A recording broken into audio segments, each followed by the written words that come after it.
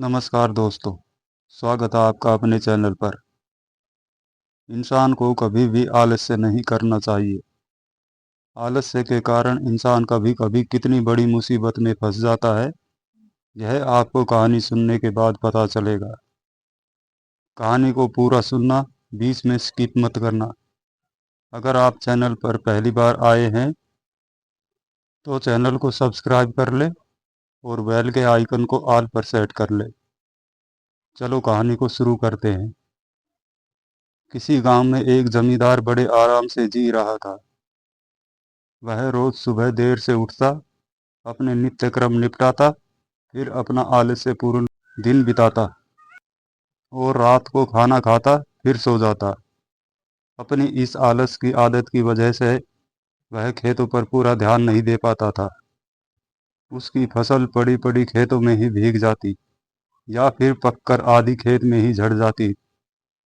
उसकी पत्नी जमींदार की इस आदत से बहुत दुखी थी।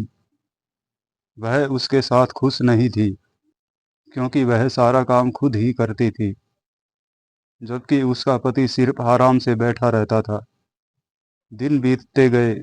जमींदार के घरवाले उसके आलस्यपूर्ण जीवन से परेशान हो गए थे। उन्होंने उसे बार बार समझाया कि वह भी कुछ काम करने का प्रयास करे, पर जमींदार कभी सुनता ही नहीं था।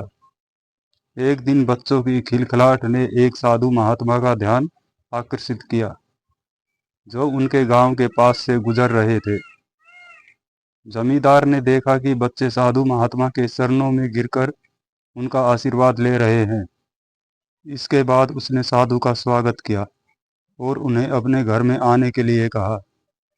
साधु महात्मा ने धन्यवाद दिया और रात के खाने के लिए उनके घर आ गए। जमींदार और उसकी पत्नी ने साधु के लिए बहुत अच्छा भोजन तैयार किया और उनकी सेवा में अच्छे से विशेष ध्यान दिया। साधु महात्मा ने उनकी सेवा के लिए प्रसन्न होकर उनसे कोई एक वरदान मांगने की अनुमति दी। जमींदार ने खुशी खुशी साधु से वरदान मांग लिया कि वह अब किसी भी प्रकार के काम से मुक्त रह सके और उसका काम कोई और उसके लिए कर दे। साधु महात्मा ने वरदान देते समय एक जिन को उनके साथ भेज दिया और कहा कि वह जमींदार के सारे काम कर देगा, लेकिन जमींदार को ध्यान देना होगा कि जिन को हमेशा व्यस्त रखना होगा। अगर उसको काम नहीं मिलता तो वह जमींदार को खा सकता है। जब जमींदार को यह पता चला कि उसको अब कोई काम भी नहीं करना पड़ेगा, तो वो बहुत खुश हो गया। उसने जिन को पहला काम खेत जोतने का दिया।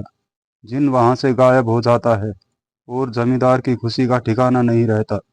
कुछ ही देर में जिन फिर आ जाता है और बोलता है कि खेत जोत दिया है, दूसरा काम दीजिए, मुझे बताओ, वरना मैं तुम्हें खा जाऊंगा। जमींदार डर कर बिलबिलाया और बोला, तुम्हें खेत में जाकर सिंचाई करनी है। जिन तुरंत खेत में पहुंच गया और सिंचाई शुरू कर दी। इसके बाद वह फिर जमींदार के पास गया और पूछा, अब कौन सा काम करना है। जमींदार को अचानक समझ में आया कि वह जिन को एक ऐसा काम देने जा रहा था जिसे जिन ने तुरंत पूरा कर दिया। इसलिए जमींदार के पास और कोई काम नहीं था जिसे वह जिन को दे सकता था। जिन ने फिर से कहा, मुझे कौन सा काम करना है बताओ, वरना मैं तुम्हें खा जाऊंगा। अब जमींदार के पास कुछ भी काम नहीं बचा था जिसे वह जिन को दे पाए। वह बहुत ही डर गया। अब जमींदार की पत्नी अपने पति को डरा हुआ देखती है तो अपने पति को इस संकट से निकालने के बारे में सोचने लगती है। वह जमींदार से बोलती है कि स्वामी, अगर आप मुझे वचन देंगे कि आप कभी आलस्य नहीं करेंगे और अपने सभी काम खुद करेंगे, तो मैं इस जिन को काम दे सकती हूँ। इस पर जमींदार सोचता है कि पता नहीं यह क्या काम देगी। अपनी जान बचाने के लिए जमींदार अपनी पत्नी को वचन दे देता है।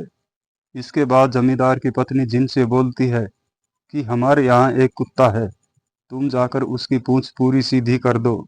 याद रखना, उसकी पूंछ एकदम सीधी होनी चाहिए। जिन बोलता है कि अभी यह काम कर देता हूँ। यह बोलकर वह वहां से चला जाता है। लाख कोशिश के बाद भी वह कुत्ते की पूंछ सीधी नहीं कर पाता और हार मान लेता है। हार कर जिन जमींदार के घर से चला जाता है।